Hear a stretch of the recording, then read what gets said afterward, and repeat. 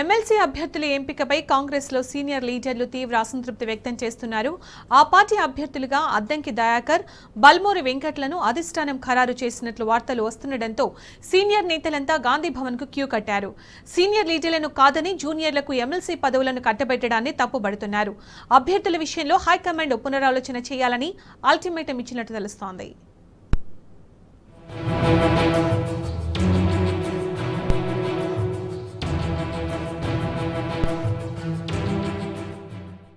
కాంగ్రెస్ లో ఎమ్మెల్సీ ఎన్నికలు చిచ్చురేపాయి. ఎమ్మెల్సీ అభ్యర్థులుగా అద్దంకి దయాకర్, బల్మూరి వెంకట్ పేర్లను అధిష్టానం ఖరారు చేసిందనే వార్తలతో సీనియర్లంతా ఏకమయ్యారు.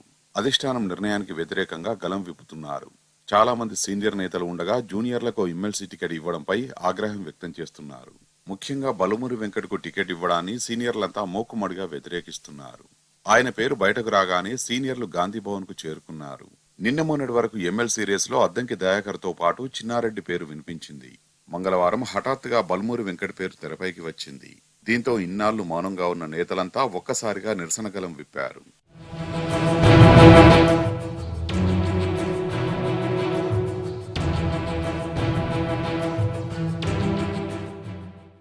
ఎమ్మెల్సీ అభ్యర్థులుగా అద్దంకి దయాకర్కు అవకాశం ఇవ్వడాన్ని సమర్థిస్తున్న సీనియర్ నేతలు బల్మూరి వెంకట్కి ఇవ్వడాన్ని మాత్రం తీవ్రంగా వ్యతిరేకిస్తున్నారు.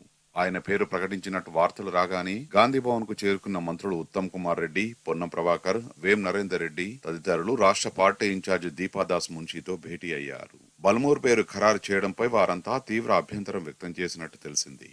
పార్టీ కోసం కష్టపడ్డ ఎంతో మంది సీనియర్లను కాదని వెంకట్ కు టికెట్ ఇవ్వడమేంటని ప్రశ్నించినట్టు సమాచారం. సీనియర్ నేతలకు ఎవరికిచ్చినా తమకు అభ్యంతరం లేదని తేల్చి చెప్పినట్టు తెలిసింది.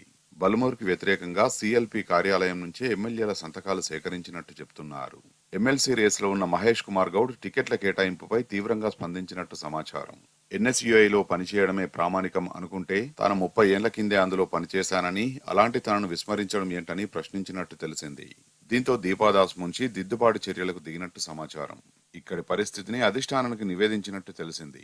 మంగళవారం సాయంత్రం వరకు అధికారికంగా ఎమ్మెల్సీ అభ్యర్థుల పేర్లు ఖరారు చేస్తారనే ప్రచారం జరగ్గా తాజా నిరసనలతో ప్రకటన ఆలస్యమయ్యే అవకాశం ఉన్నదని కాంగ్రెస్ వర్గాలు తెలిపాయి.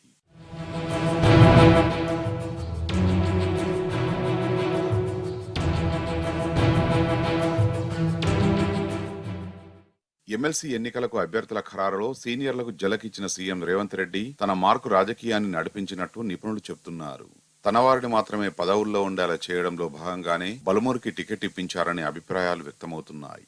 గతంలో హుజురాబాద్ ఎన్నికల్లోనూ బల్మూరికి టికెట్ ఇప్పించిందే రేవంత్ రెడ్డి అనే ఆరోపణలు వినిపించాయి.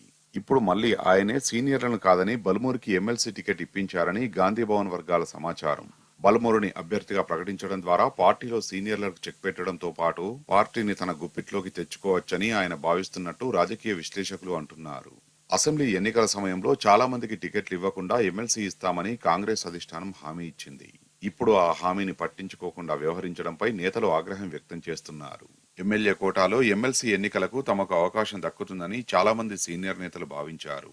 ముఖ్యంగా నిరంజన్, కోదండరెడ్డి, మహేష్ కుమార్ గౌడ్, అన్వేష్ రెడ్డి, నేరెళ్ల శారద, పటేల్ రమేష్ రెడ్డి, ఈరవత్రి అనిల్ తో పాటు చాలా మంది నేతలు రేసులో ఉన్నారు.